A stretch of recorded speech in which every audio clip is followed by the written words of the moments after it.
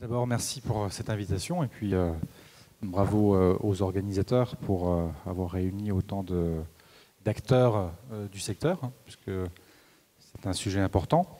Alors c'est vrai qu'on parle beaucoup des villes intelligentes, smart cities, et comme toute nouveauté, ou en tout cas présentée comme telle, forcément vous avez aussi beaucoup d'élus qui s'y intéressent et qui affichent telle ou telle volonté ici ou là dans les territoires de passer et de construire des smart cities. Après, ça dépend ce que l'on met dedans. C'est comme tout. J'ai été amené, moi, à intervenir sur différents conflits, surtout sur les nouvelles formes d'emploi, en fait, qui percutent à la fois, quand j'avais traité du sujet des poussins, des artisans, des taxis, des VTC, et donc tout ce qui touche aux conséquences sociales, en fin de compte, des technologies qui s'imposent aussi à nous, hein, dans notre vie quotidienne.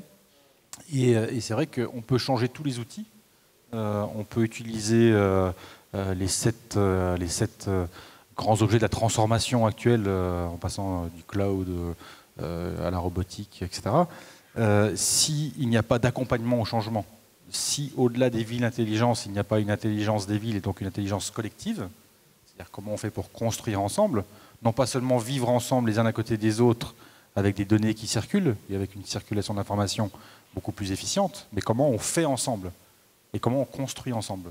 C'est ce qui manque souvent, je trouve, dans les projets qui sont portés. Alors, il y a des projets très intéressants qui vont jusqu'à justement solliciter les citoyens, mettre à disposition des données pour construire des solutions nouvelles en matière d'énergie, en matière de sobriété énergétique, en matière parfois d'éducation. Enfin, il y a plein de domaines dans lesquels on peut intervenir. Mais hélas, souvent, ça se limite plus à utiliser l'objet pour dire on est moderne, en fin de compte, et à le mettre en place, investir dans l'objet, sans forcément mobiliser les citoyens, non pas seulement comme des intermittents de la politique qui sont convoqués à chaque élection pour donner leur avis, mais comme des acteurs en fait, des projets tout au long des processus. Et ça, je trouve que ça manque beaucoup. Voilà.